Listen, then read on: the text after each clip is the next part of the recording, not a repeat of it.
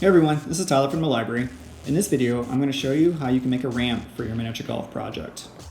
One idea for an obstacle is to make a skee ball miniature golf course. So if you hit the ball in one of the holes, it will then follow a tube and then go towards like the main hole. So if you watch the tube tutorial, you have a clear idea of how you can make those tubes. And if you watch the flange and tabs video, you'll understand like how you can connect those tubes to a course. But the question I had was like, how do I make the ramp? Especially like a rounded ramp that a skee ball normally has. A simple way to make a ramp is just bend a cardboard and it will then create like a ramp.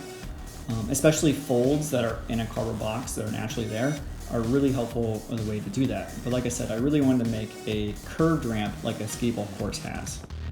So the solution that came to me was to actually score a piece of cardboard, and in this way I could bend the cardboard into a rounded arch, or like make a rounded ramp of sorts. So I scored the cardboard all the way across. I'm using a pretty wide piece of cardboard, and the size doesn't really matter. The important thing is just you need to follow the lines in the cardboard, and you can usually see them through the outer layer. And as you can see, once I've got all the scores, I can bend it into a shape. And I could even bend it into like kind of a gentle mound if I wanted to. That'd be another cool obstacle I'd do. But like I said, I really wanted to make a ramp. So I started laying out the shape that I wanted. Everything would be good. And then I taped it down to kind of hold that shape for what I wanted.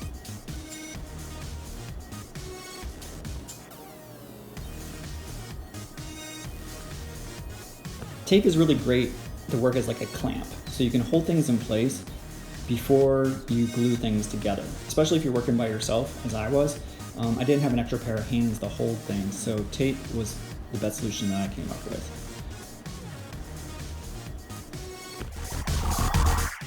So once I had my final ramp shape, I know I need something to actually hold that shape once I remove the tape. So I took some spare pieces of cardboard and I traced out the curve, what I did. Then I cut those curve out, and then I took the curve that I cut out and I traced that one onto another piece of cardboard. That way they would have roughly the same shape. So then I just dry fit to see everything was looking good, and my cardboard was a little out. So what I did was I just hot glued around the edge. Be careful, don't push in, especially if you're doing like a curve. You can see the cardboard kind of pushing in. You don't want to do it. It should bounce back, but then you might need to do a couple passes with the hot glue gun to get it on there. This is really just to kind of as a temporary thing as well. It'll help hold, but we're actually going to put some internal braces on the inside. And you can see me doing that there. I was cutting out my gussets, or like triangle braces, and I'm actually going to put those on the inside. So I waited for the glue to dry, and then I removed all my tape, and I flipped it over.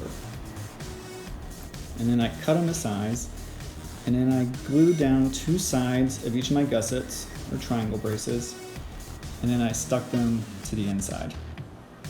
And then I just repeated that process on both sides and up and down. So I wanted to give as much structure as I could, or as a way to reinforce, especially the outside braces.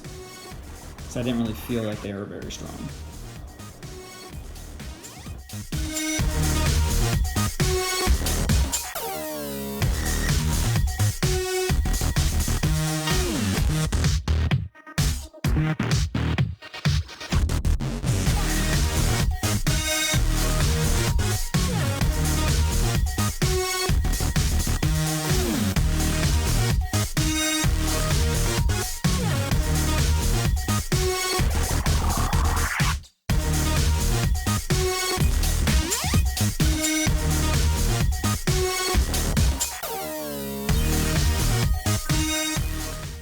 So I finished adding up all my gussets or triangle braces to the inside to give it some structure, and I flipped it over, pressed on it to see how it felt. It felt pretty good.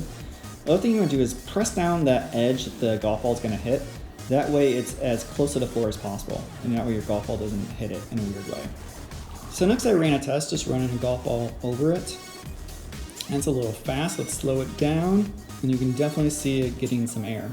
Next, I did another test, just rolling it a little bit gentler just to see how it would go. So thanks for watching, and I hope you found this video helpful as a way you can add ramps to your project.